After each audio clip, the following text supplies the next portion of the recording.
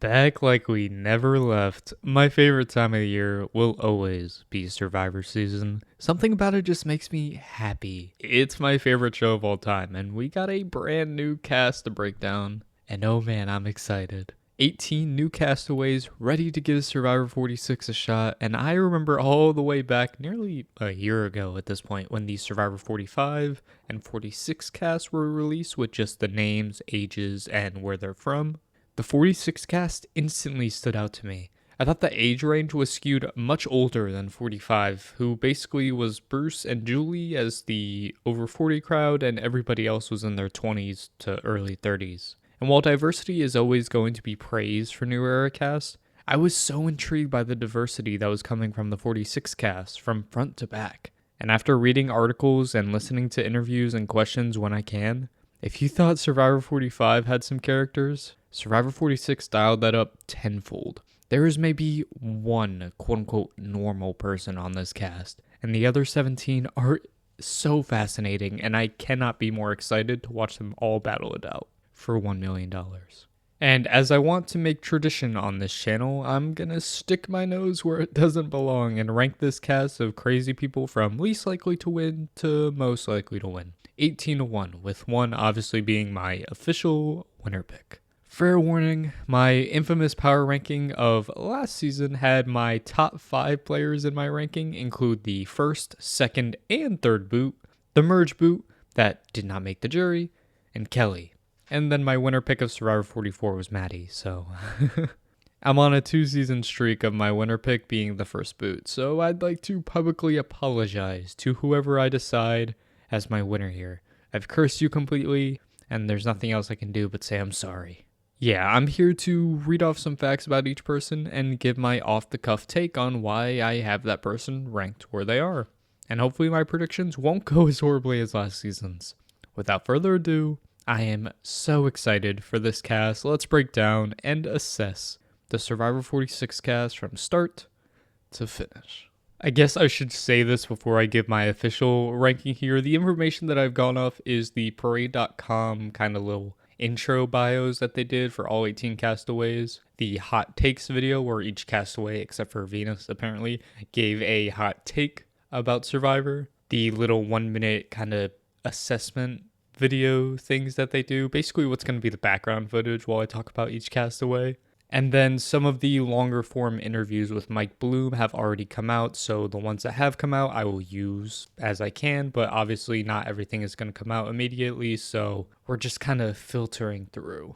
But yeah, without further ado, number 18, the least likely person to win Survivor 46, in my opinion, is Liz Wilcox, the 35-year-old marketing strategist. And she's a character for sure. I just feel that she is a bundle of energy, which is good and can be fun, and hopefully she'll bring us some good moments. But I also feel like she's not going to be as self-aware as a lot of the other castaways, and that's going to be a big issue. She can be herself, and I'm happy for everyone to be themselves. But just assessing like most likely to win Survivor, I don't think Liz has any chance of making it past the pre-jury, and that's just how I feel. She is primed to get targeted pretty early on and then getting booted because she's not the greatest in challenges. It ends there, you know?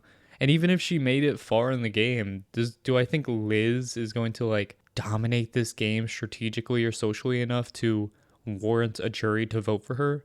No. And that's the baseline of it. Number 17 is someone who I wouldn't have had this low if I did not listen to the hot takes. And that person is going to be Jem Hussein Adams, the 32-year-old international brand mentor. And she seems very cool, like unique to the show. Somebody we haven't had on the show maybe ever at this point, which is awesome. But I just don't know if there's much strategicness in her body. As much as any of the other castaways. I mean, she wants to play the game like Boston Rob, Tony Vlachos, and Kelly Wentworth. Because yes, all 3 of those play the game very similarly. If those are your favorite castaways, those are your favorite castaways. Play the game like Boston Rob in 2024. Good luck. We'll see what happens. And all that was fine. Like, I would give a star to people who I felt like were top contenders, in my opinion, and a bomb to people who I felt like were going to be at the bottom. And Jem was fine. There was nothing wrong with Jem until we got to the hot take video, because I understood what she was saying. Her hot take was to go with your gut and play your idol if you're not 100% confident. But I just feel like the way that it was described and the way that I was listening to it be described, I just didn't have much confidence at all in her strategic game, and that's honestly the main reason why she fell all the way down here. And I'm also going off of the promo trailer that they do at the end of Survivor 45, where they kind of give a sneak peek. She was barely in that, so that's also a big reason. I'm so mentally prepared for this guy to go out in the most insane way possible, and that is my number 16, Q Burdett, the 29-year-old real estate agent. And this guy is something. He loves to talk. He thinks very highly of himself, which go off. We love that. There's way too many variables here for me to be fully confident in a Q, win. Like, if Q's going to win, he's going to dominate the game. He openly was like, yes, I want to be in control from the start. And I'm like, sure, buddy, you're setting yourself up to get blindsided very early on, or you're setting yourself up to be the big threat that gets taken out during the merge. One of those two is going to happen. I'm waiting for it. It's going to be fun when it happens, but yeah, he's not winning. If your entire family force you to apply to Survivor, you get on Survivor, and then they prepare a first boot party for you, I'm going to trust your family, and I think you're not going to make it very far, and that's exactly how I feel about Randon, the 41-year-old aerospace tech. Randon was a very interesting character when I listened to him talk. Like, he has a really cool backstory, and I want to root for Randon because his family obviously doesn't have much faith in him at all. But if his family says that he's not the best socially, and he's probably not going to make it very far because he's not going to connect with people early, who am I to disagree with them? And also, he said he played the most like Xander. Xander? That's your idol? That's the person you want to play the most like? I mean, good luck, buddy. I don't know. I don't see a world where Randon can make it out of the pre-jury. And if he does, he can stick it to his family, and that's going to be a really awesome story. But I'm gonna go with the house on here. First of all, my daughter, she thinks I'm going to get voted out the first tribal. I'll be rooting for this guy. I will definitely be rooting for him. But Jelinski's not winning this game. He's the youngest on the cast at 22 years old, a slot machine salesman, and I think he has a really unique and interesting backstory, which you wouldn't tell by just looking at him, about how hard his upbringing was. Like, I highly recommend you listen to his interview that's already come out at this point. But at the same time, if he says his weakness and his kryptonite in this game is going to be his arrogance, I'm sorry, but that's not going to get you very far in the game. I mean, one, he was barely in the trailer, at all, so that's a red flag, obviously. And two, I just think the youngest people on the cast, or the young people on the cast, have the hardest time winning this game. Like, you have to do something incredible for a jury to vote you to win the game. And even then, I don't think Jelinski's going to make it that far to begin with. Bono seems like one of the most fun people on this entire cast, and he has such an infectious energy to him, and I love that about him. I love it so much, and I want him to make it really far and have a great experience on the show. But winning the game, I don't know about that. I mean, come on, his hot take is that he loves the On Fire podcast with Jeff Probst. What's he doing? Trying to get an All-Stars call? Come on, get out of here. You're lying to yourself, buddy. He's a newer fan of the show. I thought his interview was really fun, but I'm sorry. I don't see winning in Bono's future. Although it would be great. It really would. I just want to go run and give Jeff a big hug when I see him. There is only one reason why this man is this high on the list. Okay, maybe two reasons. One is because in the trailer, his interview was one of the ones that actually had, talking in it, which is, I think, a good sign. Two, I really want him to make it far because I think he's going to be one of the biggest characters of this entire season, and that is Tim Spicer, the 31-year-old college coach. This guy is insane. Oh my god. He wants to play the game like Shamar? The man who got outcasted day one? I think that's incredible. And then his hot take was that Survivor isn't a game? I'm confused. I don't know what that means, but I love him so much. Listening to him talk, this guy is wild. I want nothing more than for him to make it to the merge, be overly confident about a plan, and then just get brutally blindsided. I want it to happen so bad. This guy's not winning the game, okay? Like, I could have put him last because that's how confident I am that he's not winning the game. But I'm doing this to, like, manifest something. To manifest seeing Tim make it far because, God, this guy is going to bring it every time he's on screen. If you've never seen a black fish, that's me. It was Tim Swim's Speedo Spice. Maria Shrine Gonzalez is the oldest person on this cast at 48 years old, and she is the one person on this cast. She's not the normal person because I think she's got some personality to her, and I think she can be really fun. But I have the least amount of thoughts about her. Obviously, we don't have much to go on because not everyone's full interviews are out yet, and I wanted to make this video as soon as possible just to give my initial thoughts. But like, she could make a deep run. I hope she makes a deep run. I don't want her to go out super early because she's the quote-unquote older person, because that's stupid. Would want to play the game like Drea and Natalie Anderson, which is interesting. Yeah, no, I don't really have many thoughts, okay? So she's at number 11. Here he is. This is the most normal person on the cast, and I'll put him at number 10, nearly smack dab in the middle. It's going to be Charlie Davis, the law student. The guy who, like, you know, in the intro was like, boom, he like put the book down or whatever. That guy. He seems really fun. I feel like I could be friends with him, so I'll be rooting for him. But I don't know. I feel like on a season like this, and if Charlie's the one that wins, come on. We can do better than that. In a season with all these characters, Charlie is the one that wins. He seems fine. Obviously, I think he has a good mind for the game. A law student, knows a lot about the show. Cool.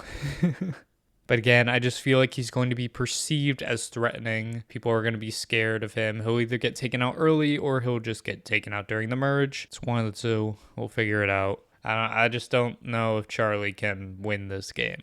Oh my God, one of the people I will be rooting for. Like, I'm going to be rooting for a lot of this cast, honestly. I love so many of these people. But like, this has got to be like top 5. Yeah, it's gotta be top 5. Soda Thompson is insane. First of all, would play the game most like Survivor 42. Queen of playing the game most like literally everybody on the cast. That is so iconic. That's one of the best answers I've ever seen from a preseason interview. The 27-year-old special ed teacher, like, I don't know. I really don't know if she can win the game. I just don't know if I see it, but I want it so bad because Soda, her name is Soda. Oh my God. I just really hope she has a good time and makes the merge. That's all I'm manifesting for Soda because I don't know if she's winning the whole thing, but I love her so much and I need her to do well. Oh my God. Getting a reward with spaghetti bolognese, specifically with red wine. To be perfectly honest, the only reason these next two people on the list are this high on the list is because they were both featured in the preview trailer thing. They both had prominent parts, and that's the only reason why they're this high, okay? Because otherwise, when I just look at their interview and I get a vibe off of them, they would probably be lower than a couple of these other people we've already talked about. And they're nowhere near, because my top 6 is the top 6. Those are the 6 people I think have the best chance of winning the game. These two are just outside of that. And one of those 2 people was going to be Ben Katsman, the 31-year-old musician. And this is the guy who was like playing the guitar the whole time. He's like Sifu, but like not like Sifu. But like his entire life is about music. And I think that's cool.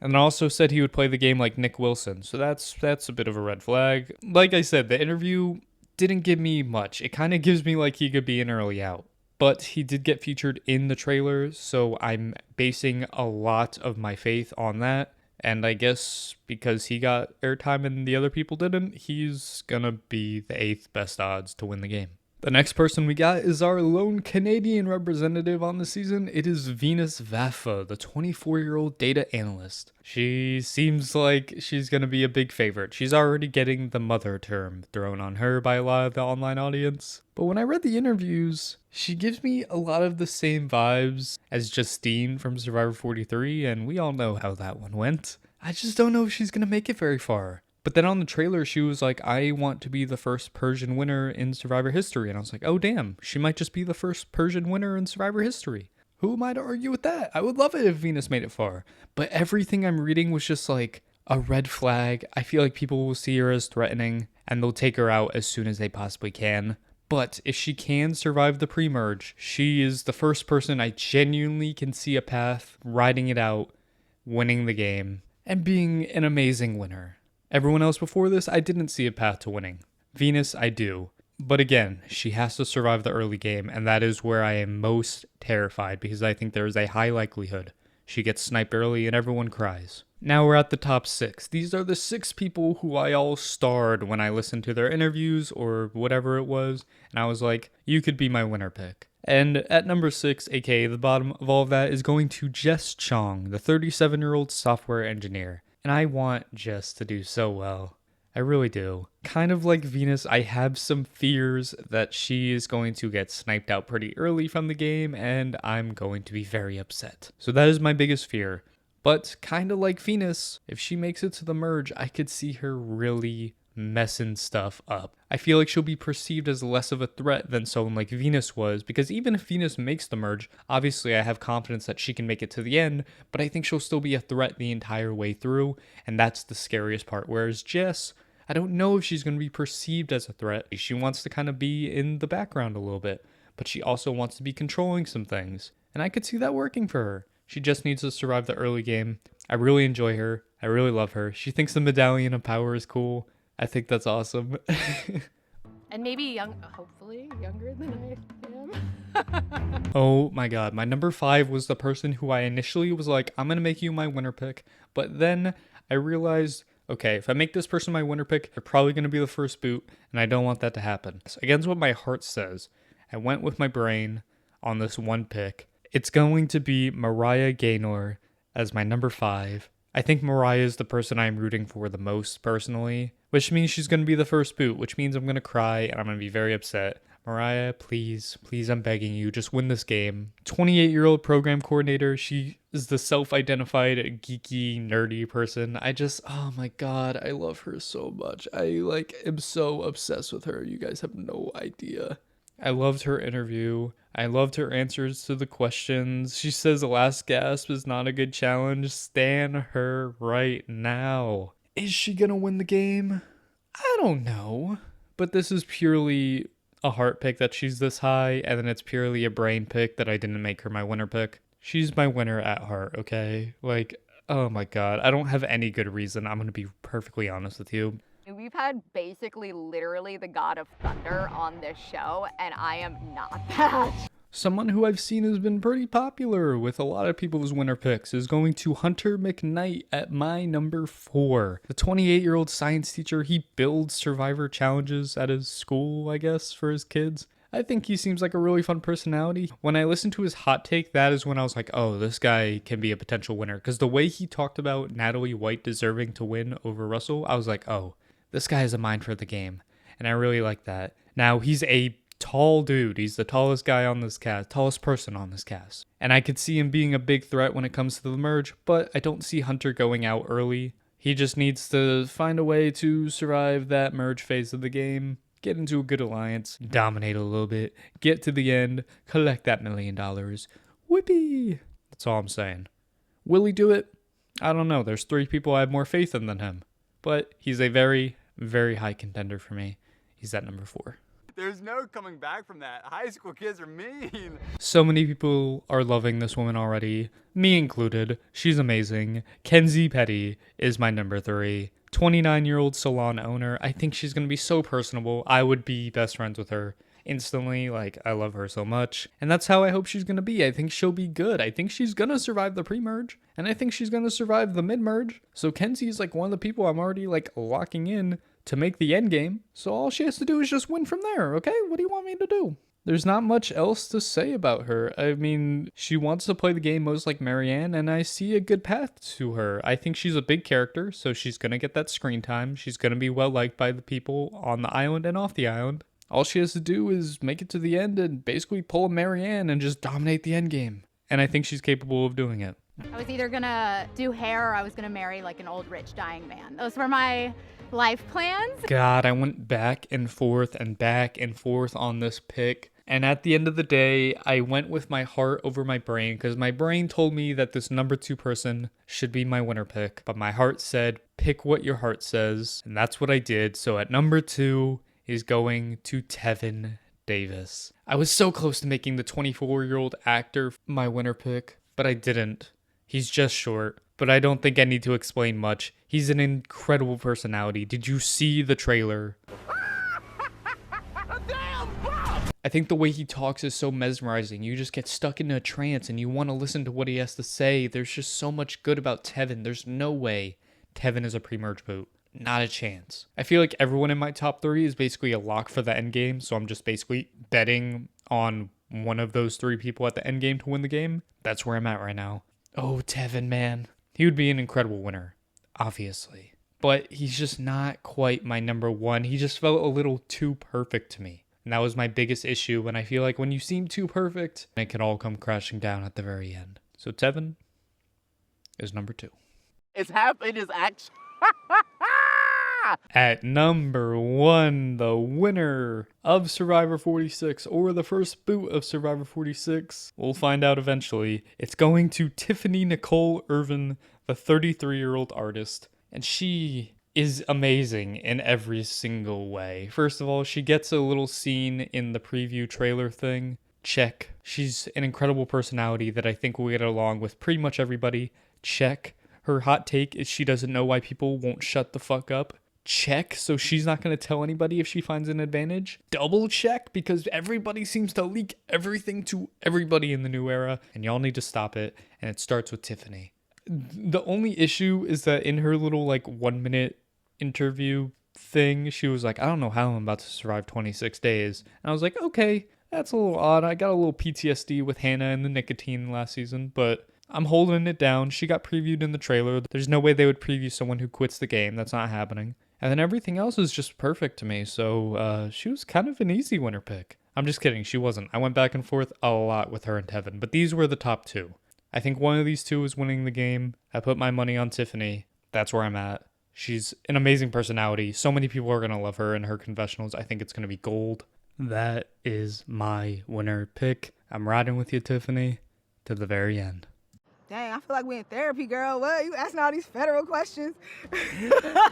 Here we go. Here we go. That top 2 was one of the most difficult decisions I've had to make in a ranking ever, but I went with my heart. Again, I apologize to Tiffany for cursing you as the first boot. I swear I didn't do this on purpose. But regardless, please let me know what you think down in the comments below. Whether you would agree or disagree or want to show your own rankings. I read every comment and would love to see what all of you say. It truly makes my day sometimes. Aside from that, we're buckling up for Survivor season. We got a cute off season early January, and now it's reality TV everywhere. The Traitors is wrapping up, and then Australian Survivor is going on. Big Brother Canada is sneaking up on us.